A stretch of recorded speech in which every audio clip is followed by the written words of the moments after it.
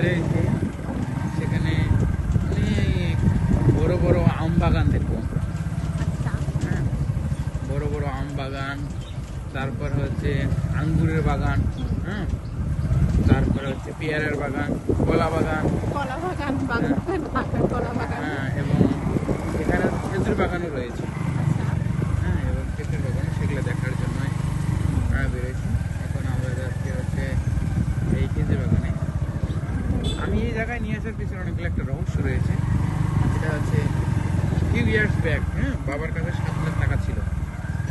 তখন বাবা এই জায়গাটাতে, হ্যাঁ, এই জায়গাটাতে ফেলাই রেখেছিল বাবা। তখন বাবার কাছে, হ্যাঁ, টাকা ফেলাই রেখেছিল। তখন বাবা আসলে ফেলাইতে চলে গিয়ে যাওয়ার পরে 1-1.5 ঘন্টা পর মনে হয়েছে, কি রে আমার টাকাগুলো গেছে কই, হ্যাঁ, আমার টাকাগুলো গেল কই, আর খুঁজে পায় না। তখন যত জায়গায় গেছে, সব জায়গায় গেছে, কত জায়গায় ফোন দিছে, কোথাও পায়নি।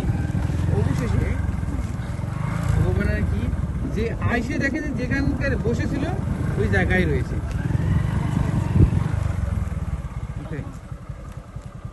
এই হচ্ছে